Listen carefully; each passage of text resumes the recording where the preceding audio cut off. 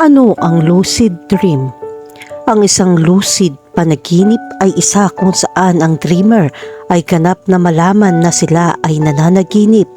Sa madaling salita, sila ay may kompletong kamalayan at maaari nilang makontrol ang tanawin ng kanilang mga panaginip. Ang ilang mga tao ay maaaring kahit na lumipad at makipagtalik sa mga bituin sa pelikula, habang ang iba ay maaaring grab Fortnite. Ang kakayahang ito upang makontrol ang ating mga panaginip, estado ay may maraming mga benepisyo at maaaring mabawasan ang mga sintomas ng post-traumatic stress disorder at balisa. Ang mga lucid dream ay maaari ding galugarin at eksperimento sa mga sitwasyong hindi komportable at nakababahala sa kanilang paggising.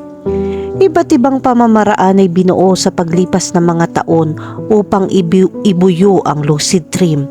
Kabilang sa mga pamamaraang ito ang mga panaginip sa journaling at mas malaman pa ang ginagawa ninyo sa inyong pang-araw-araw na buhay.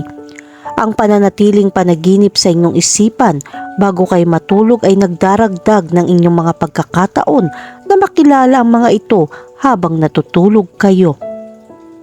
Ang mga pamamaraang ito ay maaari ding gamitin upang matukoy ang lucid dream.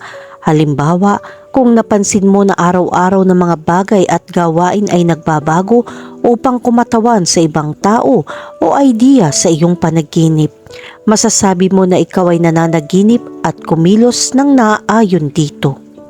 Kapag sinusubukan mong gumawa ng isang lucid dream, kailangan mo munang siguraduhin na ikaw ay may pagkuha ng sapat na pagtulog. Sikapin makakuha ng hindi bababa sa 7 oras na pagtulog gabi-gabi. Kapag mas matulog ka, mas madali itong siklo sa iba't ibang yugto ng pagtulog. Ang isang managinip na magagawan upang malayang managinip ay gumugugol ng mas maraming oras sa REM kaysa sa isang taong hindi. Ang isa pang bagay na dapat tandaan ay kung gumising ka ng masyadong maaga, gagastusin mo ang oras na ginugol sa ganitong kalagayan. Kahit na hindi mo maaaring makaranas ng isang lucid dream gabi-gabi, ito ay isang magandang idea na subukan ito minsan. Ang gawin na ito ay addictive at makakatulong sa iyo na matutong kontrolin ang iyong mga panaginip. Pakiramdam mo ay naglalakad ka sa loob ng iyong sariling isipan. Madarama mo na para kang kontrolado mo ang iyong sansikinukob. Maaari kayo maging minamahal na hayop o kausapin ang isang miyembro ng pamilyang nawalan ng pamilya. Kadalasan, nangyayari ang lucid dream kapag gising ang isang tao habang natutulog sila. Nangyayari ito kapag gising ang panaginip at hindi makontrol ang mga kilos ng kanilang isipan. Habang ang dreamer ay maaring hindi alam ang mga ito.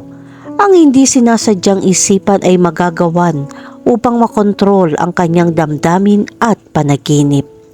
Ang isang lucid dreamer ay hindi tanda na sila ay sa isang lucid estado habang sa REM.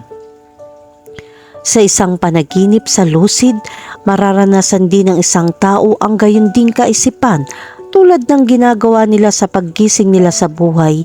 Ang isang lucid dreamer ay isang halimbawa ng metacognition sa paggising at ang REM pagtulog estado. Naaalala ng dreamer ang iniisip nila noong tulog na sila at pagkatapos ay gamitin ang impormasyong ito para baguhin ang kanilang katotohanan.